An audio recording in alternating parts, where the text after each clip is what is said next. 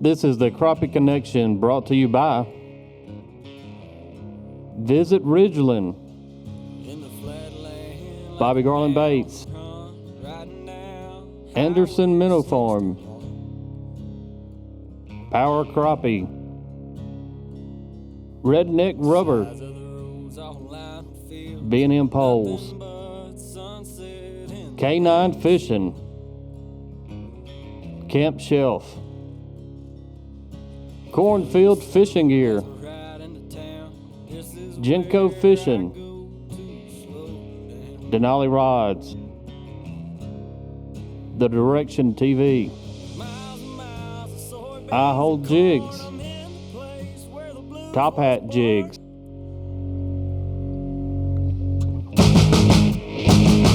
About a mile from the big muddy river, place I'll always remember. Cabin on the lake and a fishing pole. Forever here I'll rest my soul. I can feel my worries drift away from being out in the sun all day. No matter where in the world I go, I'll always find home on the banks of that oxbow.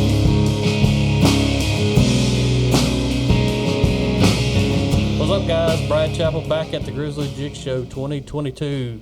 It's been a good time, man. Been a great time. It's been mind-blowing. Yeah. Go ahead and introduce yourself, guys. Yeah, I'm Dereck Martin from Mount Pulaski, Illinois. I'm owner of Top Hat Jigs and creator of the Guppy Gobbler plastic crappie bait. And I'm Matt England. I'm a guide for England Expeditions up there on Lake Shelbyville, and I'm a pro staff member of the Top Hat Jig Guppy Gobbler team. Awesome. One of the things that, I thought about you guys, and, we're wanting to do some subjects that guys can say, you know what, that fits me to the T. And I want some tips and some recommendations about, fishing these Midwest lakes, where you guys are from. Yeah, as everybody knows, Matt and I sit up here and we're jealous, and we've, I've got pro staff in Oklahoma and Arkansas and Mississippi, and they're sending us pictures of 3 pound, Yeah. 3 pound crappie. Matt, you were just out in Oklahoma. You did a fish with Todd and Ken and WSD. That's right. Both flipping those 2 pound slabs. And in Central Illinois, it's different. I'm a firm believer that we've got them in there. We got to figure it out. But there is a lot of different techniques. In Central Illinois, as we've had the Top Hat Jigs, we've had a 2-inch bait, and exclusively down here at the Grizzly Show, we released an 1.5-inch bait. And I know for us, like this time of this time of year where it gets cold, we like to go down to a smaller profile up there in Illinois. The fish are just a little more lethargic. They're not as maybe active after that bigger bait. So one thing we do is we size down. Yep. You in Mississippi, everybody's like, "Oh, you need a 3-inch bait." Yep. I'm like, yeah, 1.5 is a different deal. Different deal. A lot of times you get a shorter hit. I can size down my profile. I'll catch that next bite. It's just right there. Those fish have a chance to come in there and inspect it. Sometimes the size is going to be the difference all day long. What about, we talk about some of the lakes that you guys are fishing up there, and crappie are crappie to a degree, but I'm a firm believer that lakes have personalities. Most certainly. And if I go to a lake that I've fished all these years, I've kind of got a really good idea on what colors I should be using. What's some of the lakes up there and some of the personalities that you've even seen? And I'm sure you're producing because you're fishing up there for those lakes. No, that's absolutely right. And, Matt and I, we're both like dead center of the state of Illinois. And so some of the lakes around there, like Lake Springfield, Lake Decatur, Lake Clinton, Lake Shelbyville. And so, Springfield's a coal power plant. Clinton's a nuclear power plant, so it's got warm water all year round. Decatur's real shallow. Shelbyville is a federal core lake where they've dammed up the Kaskaskia River, and you're definitely right on the different aspects and the different varieties. So like Clinton, I fish Clinton a lot, and it's man-made for the nuclear power plant, and so we've got warm water, and it did ice up here this last week because we all know what the weather's like outside. Cold.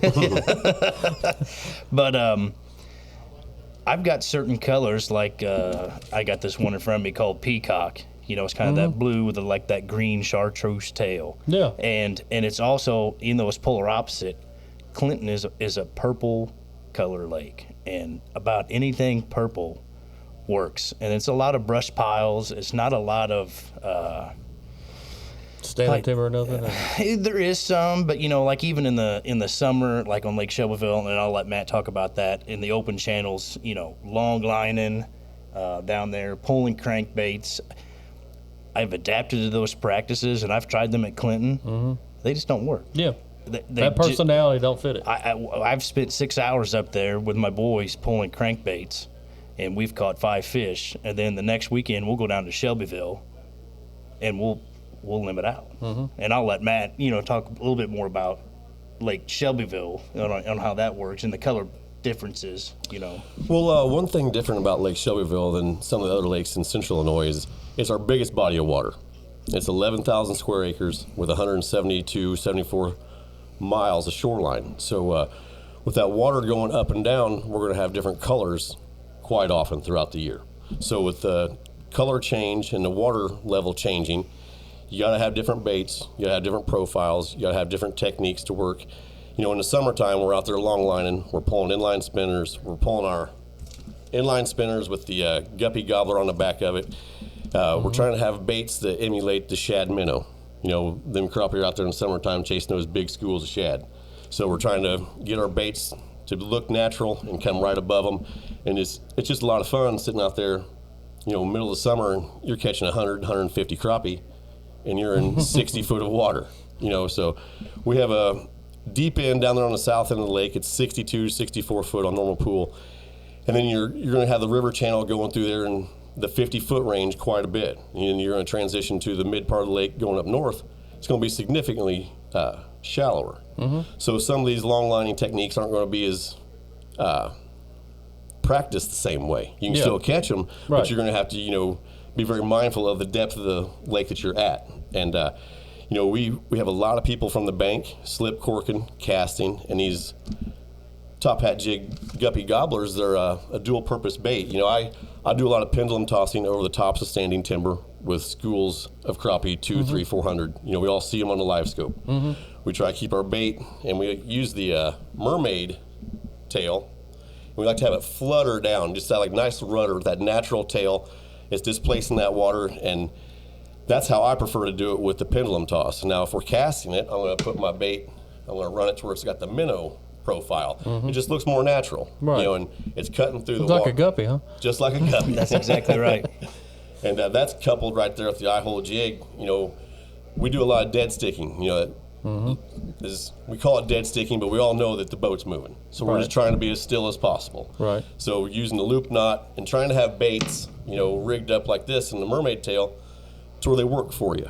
Because, I know I've been guilty. I'm sure we've all been guilty that we overwork our baits. Absolutely. Overwork our baits. Yep. So find a bait that fits your style, fits your strength, get the color combinations you have confidence in, and just go fish. Mm-hmm. We forget about just fishing. Mm-hmm. We're all worried about other things a lot of times, but we just need to focus on fishing, having fun, getting your buddies out there, eliminating what's not working, and working on what is working. I think even, the live sonar, I think some of these guys are really intimidated by it because they're like, well, I don't have all that equipment to go fishing. And you don't really need it. You don't need it. You don't need it. And actually, when we're talking about the difference in lakes, and you asked, well, does Clinton have standing timber? Mm-hmm. It does. And there's a lot of Christmas trees that may get thrown in after the holiday season. But the one thing that sets it apart, that Lake Shelbyville is different, and I know Matt's really proud of the organization that he's a part of, and the other lakes don't have it. It's the Shelbyville. It's the Lake Shelbyville Habitat Alliance Committee. Yeah, I like that. What it does, it comes in there and it does all volunteer work. It's all grant money from the state. We apply for the grants. We get people donating their time and even their money as well. Yeah. And we build these structures like a Shelby cube or a Georgia cube or a porcupine. And we're just trying to replace that natural structure that's going to be leaving the lake after 50 years of being flooded. Absolutely. Because it's a flooded timber. It's been dammed up. In 1970, I think the lake opened up, so 51, 52 years now. you lose significant amounts of standing timber. Right. And so to tie in with the electronics and stuff. So I don't know. Is there 300 now of the cubes in that lake? Is there 200? I mean, Describe that cube to me. so if you take like PVC pipe, Right. and you're making like 4 foot, 5 foot tall, and they're probably 4 or 5 foot wide. So if you imagine this building a box out of like PVC pipe, and Right. then they'll take like plastic drain tile, Right. and they'll put that over the top, kind of line it with it, and they'll just sink it. And so, and I'll let him explain a little bit more too, but besides this, and so replacing this natural structure, and you talk about electronics, what this lake does is they've got it on their website, and then the local bait shops, they print a book out. It's a map of the lake, every cove, north, south, east, west, and they've got the latitude and longitude.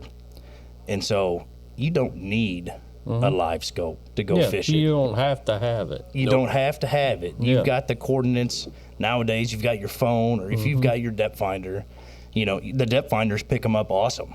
Unbelievable. They pick them up awesome. And another thing they've also done is they've started to put rock piles out in the middle of the lake. Just taking a barge out and just dumping piles of rock. And we're trying to emulate and create that fish structure for those great fish, and it's really cool. Like I said, I think probably at some point in time there's going to be England Expeditions or a Top Hat Cube. They'll let you name them. You can adopt for a cube. little donation. You can have a that's crappie cool. connection tube and cube in Lake Shelbyville. Yep. I like And that. they're really based around, like we say, you don't need the fancy electronics to get to it. Those cubes are really set for the bank fisher. Yeah. Take your wife takes your kids out, you take your family out for a nice day, get some slip corks and some minnows. And like Dereck said, with having the coordinates located in those maps, and they even have them free. They have a laminated book you can buy, or a lot of them just have the free ones laying around as well. So you go to the bait store, you eat some minnows, and literally, I do a live fishing.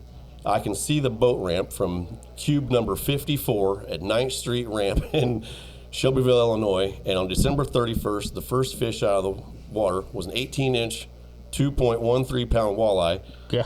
Next fish was a 12-inch crappie. They hold all the species. It's a habitat for the bait fish. You're wanting to get the smallest organism to hold on that structure, and then everything else will follow, as we know. And another good part about that cube structure and trying to develop a lake, the team behind it, they talked, Matt guides 220 days a year on the lake. I don't know if you know Brian Cleveland. He's with Bonehead. Oh, yeah. Yep. Brian guides on the lake. Roger Cox and John Carr out there with Wally. All 4 of those guys are on that lake. And they just don't go out and say, hey, this cove looks good. They'll call Roger. They'll call Brian. They'll call Matt. Hey, where is a good spot for that? And it's just a wonderful deal. It's Midwest. It's different. It's a lot like this show in theory. We have a wealth of knowledge for where we're at approximately, and we all try to do the better part for these lakes. Keep this fishery going. Keep the legacy of fishing going. Get it better. Get it better. Keep it sustaining itself. Keep it better than how we found it. Yeah. So to speak. That's awesome. So, out here you see all these different vendors. Everybody's working together. Yeah. Everybody's got their own profile. Get your favorite color and go get every profile in the store. Well, that's kind of what it is. Was Dereck was saying, all the other guides and all the other people that aren't guides that donate their time. We're all in it for the better good of crappie fishing. And, it's just a good legacy. It's a good thing to be a part of, and I really take a lot of pride in it. And like he was mentioning, all the names, a lot of these guides, they also have full-time jobs, and they're still going to these meetings. So, there's a lot more like you, Brad. You're on the water all the time, but you're doing things behind the scenes for fishing that no one even knows about all day long. Absolutely. So I'm very honored to be a part of it, like being on all the pro staffs I'm on. We take it as serious as we can, but have as much fun in the meantime. Well, one thing I want to kind of get back to Top Hat, and I like knowing how something is thought of and brought about, and just the root of it. Let me start the second part here real quick. He had the initial thought of the design and everything in the big bait, but I was blessed enough to have a high school gentleman, come and do a report on me about the fishing industry in the Midwest and in Illinois. So he picked me. I was available. Went out there and shot a video. We were catching good fish. We're having short hits. And I was using the teddy bug right here. It's this named after my daughter, so it's very, very special to me. I helped pick the colors and pick the name, but I was having short hits. I took that bait off my jig. I bit it just about in half. Right. I put it on there. Next fish, bingo. Next fish, bingo. I called him on the way home. Got to think about getting a smaller bait. Yeah. We already love the 2. We love the 2. Absolutely. You know, Yep. proven. So sorry. No, that's exactly right. And that's how we got to the inch and a half bait that we released this weekend that is exclusively here at Grizzly for the next 30 days. But, you know, you've got another job besides fishing. Yeah. You know, I farm with my brother in Central Illinois, and you're always like, man, you know, you look at something every day and you're like, man, I wish I could find something that would make it easier. There's probably something in this room right here that we're looking at that we could come up with. But my wife, she'd bought like a little 4 gallon fish tank, and she put it in the living room, and she put some guppies in it. And I was in there watching TV one night, and I was just watching them guppies just swim around, play tag, you know, whatever. And I was like, man, there's not a crappie bait that's got a tail like that. I'm almost positive. And so I spent like 2 weeks, you know, I was looking at Grizzly Jig, I was looking at Bass Pro, I was looking at Cabela's, you know, Googling. I'm like, no, there's not a tail. And so I actually took 2 Charlie Brewer sliders and a lighter and my pocket knife, and I went to work and found a guy that could draw it up in AutoCAD for me. And I said, man, that's it. That's what I want. I want that triangle tail because that triangle tail, you know, I'm like, man, you can fish it mermaid style or you can fish it like a minnow. And Guppy so I made, style. Guppy style. Guppy style. That's right. And so, you know, I gave it to my dad and the guys that work for me on the farm and like, oh, that's really cool. And I don't know, it was probably 2 years, the last couple years, I have been taking my boys down and buying a trip with Matt. Since year 1, he's been with me. And Yep. so, and I was messaging Matt, you know, and I'm like, hey, man, you know, look at this. And he's like, yeah, you know, send me some or whatever. And he went out on the lake one day. It might have been the first time you had him. He went out in the lake, and he called me, and he said, so here's what, verbatim, here's what's going to happen. You need to come up with some colors. I'm going to join your pro staff, and we're going to see what we can do with this. And we got into my first bait store was Chips Marine in Shelbyville, Illinois. It was on his home lake down there in Lake Shelbyville. And we came out with 10 colors, and we hit Shelbyville, Clinton. I went to a bait store in Clinton, and then I went to a bait store in Springfield, and then, bam, we're here. Yeah. That's it. You know, it is I like believe a, it. it's like a crappie connection. You know, truly. You get in with good people. You make connections inside this crappie world. You get with good people. And like this whole room is full of great people. It don't matter what they got on their shirt. They all got the same thing in mind, teaching people, helping people catch fish. What's some of the colors that you got? How many colors you got now? So I've got 23 colors in the 2-inch bait, and then for the 1.5 inch bait, we came out with like my 10 best sellers. You know, and we started out, when you think fishing, whether it's walleye, bluegill, stripers, crappie, you know, I started out with the old typicals, pink, chartreuse, orange, black and chartreuse. We got a natural bait color like brown. And then as we kind of evolved from that as time went on, you know, that's where the pro staff came in. You know, like Matt, you know, he's like, I think a silver body and a chartreuse tail would work. And so we'd make some up, hand them out to guys like Matt and say, all right, do they catch fish? Is that the color price? Do we need to tweak it? Do we need to put some glitter in it? Do we need to do some other things? You know, this peacock here in front of us is kind of a blue and green chartreuse tail. That was one we had came up with for Lake Shelbyville. Yeah, round 2. We came up, you know, so we had the pink and the chartreuse. My guys in Arkansas. What's the color? What's the name of that one? Which one? The pink and chartreuse. Pink Lady. Pink Lady. Okay. Pink Lady Guppy Gobbler. I love names of crappie baits. And so the story behind that is my wife's aunt. I said, I'm struggling with a name. And she was a big Grease fan. The Pink Ladies from Grease, you know. And then like the Sleeping Beauty is one we came up with a purple body with a white tail. And that was for Grenada. And I, you know, you've fished Grenada way more than I have, but that purple is just dynamite down always there. good.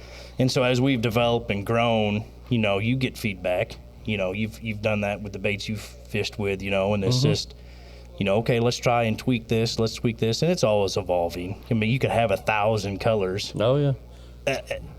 and they, but we try to hone in on it, like this teddy bug, because Matt was such a big help for me from the beginning. I said, Matt, we've got 10 colors out, let's do 11.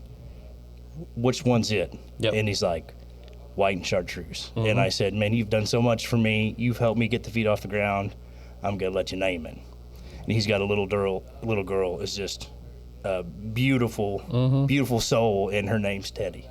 So we're at the Teddy Bug, and it's just cool, And like That's fun. You and Todd have talked about that before. Oh, I yeah. think coming up with the names of baits, it's crazy. I've got one that's called the Reaper, and it's a silver body with a black tail.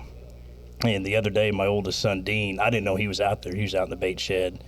And he knows how to make guppy gobblers. And he was messing around. And I went out there the next day, and he had some weird purple color with a black tail.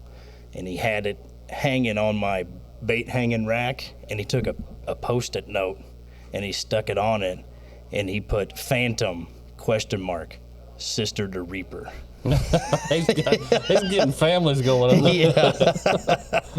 Little family tree out there. Yeah, so it's cool. We try to come up with names. That's why the Guppy Gobbler.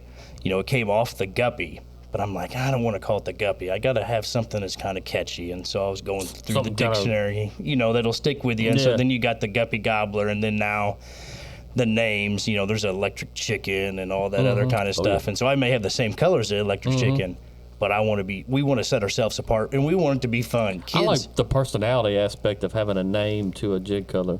That's always just, I've come up with names through the years, Purple Passion to Blue Lips, Grenada Gold.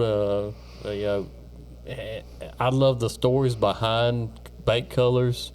And I love it's always tripped people out, and we'll say, boat to boat, hey, what color are you catching them on? Somebody say, oh, well, I got all these this morning on monkey milk. That's a famous color. I caught them on monkey milk, and somebody that's bass fishing that's not into the crappie world, they're thinking, what in the world are these guys even talking about with this Secret kind language. of name? Yeah, it's like a code or something. Code name. But that color, to me, it has a personality, just kind of like a lake deal. I love names to baits. Yeah, Certainly. no, that's exactly right. It's just like music. You can associate favorite times in your life. And I was doing this when I heard that song. And when it's funny, everybody associates you with that Grenada Gold. And we came up with that kind of a gold body color with little gold sparkles and an orange tail. And I had sent it to Matt, and he's like, Goldfinger. And so ours is Goldfinger. But everybody that's came in front of our stand this weekend at this show says, you got Grenada Gold? That's exactly what And I'll pull it up to them. I say, well, I got this Goldfinger. And they're like, yeah, that's Grenada Gold. I mean, it's... Hell yeah. It's But that personality. but on the flip side, it's got the personality, and everybody knows. Somebody calls and says, hey, you got Grenada Gold? I know what they're talking about. Yep, I got it. That's I got crazy. it. The profile of the bait is going to be what's catching them that day. So you go down these aisles, and you're going to see white and chartreuse. You're going to see a monkey milk. You're going to see black and chartreuse. And like I tell everybody that comes through the Top Hat Jig section, whatever your favorite color is, get the profile you don't have. Go up and down each one of these aisles. The more you have in your arsenal, the better chance you're going to have. And the live scope taught, me included, is a lot about profiles. It's like even the small baits. Last year I was asked to do some prototype testing with small baits, and honestly, I was like, man, I really don't know about that small a bait. And the fish told me otherwise. They were like, man, I can't believe I was catching them like crazy. And it's like, you just kind of got to go with the flow and really think out of the box sometimes to catch the fish and show them something they don't every day see even. That's right. Right. Yeah, because in your neck of the woods, it's pressure. A small profile with pressure. I mean, that's unheard of.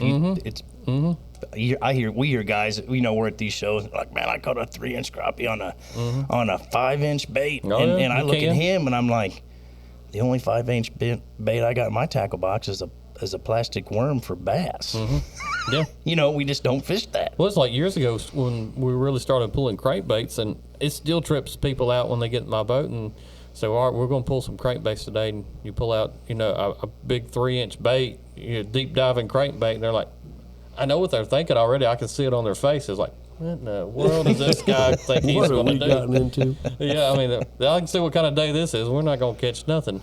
And then all of a sudden you catch a bunch off big crankbaits. Mm-hmm. And it goes back even to the opposite side of things, going down sizes sometimes. And, it's mind-blowing to me even whenever I started testing them, because I was like, man, I don't know about this. I'm used to using, 1.5 inches at the very smallest and 3-inch baits in the summertime, and I left so many fish through the years by not going to a smaller bait even. Yep. And that's what we did. And like you said, going smaller, you can do a lot of different things, going smaller. Mm-hmm. And what we did with the Guppy Gobbler is we obviously did shrink it, but we left the tail the same size as the 2-inch bait. Right. Surely you could shrink the tail, but we were, we liked the action of the tail, and we wanted to leave that alone and shrink it down. And it's been a proven, Oh yeah, I wouldn't change it. A proven winner. Just like, I think some other baits, they shrink the whole thing down. It's just trial and error, trying to figure out how it works. Some days it's all those little things that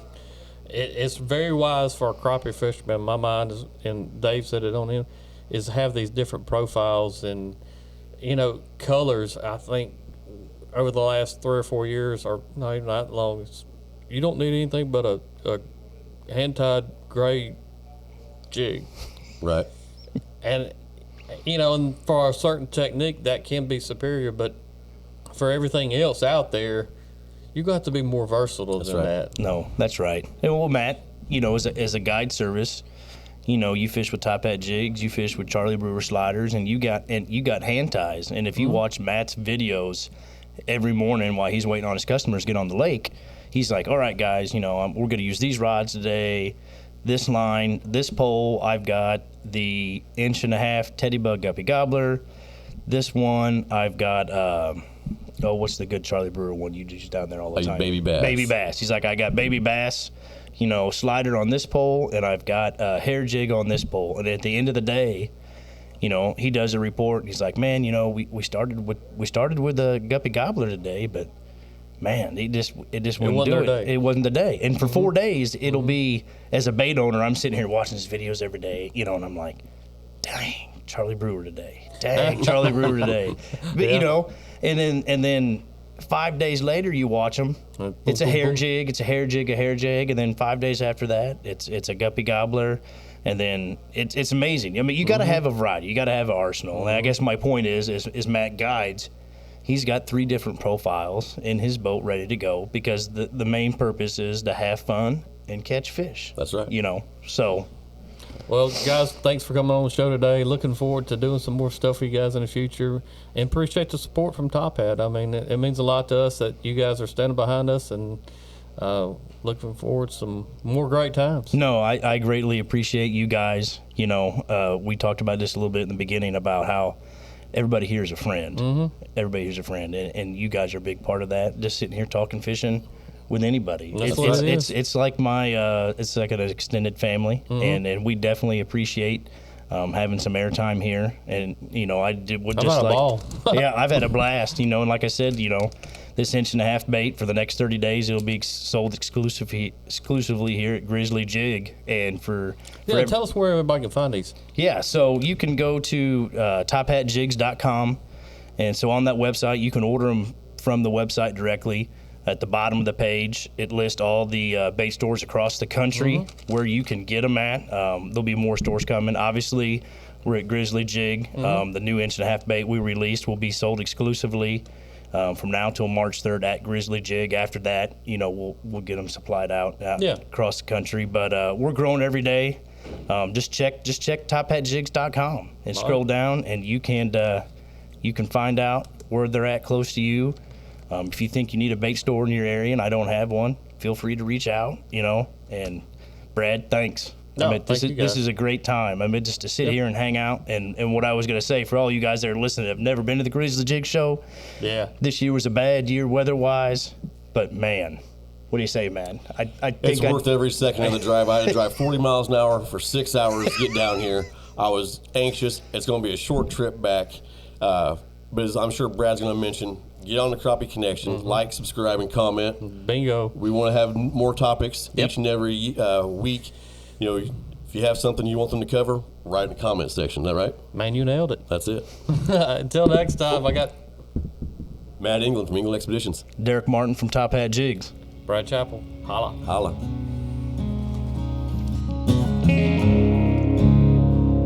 About a mile from Big Muddy River, a place I'll always remember. Cabin on the lake and a fishing pole. Forever here I'll rest my soul. I can feel my words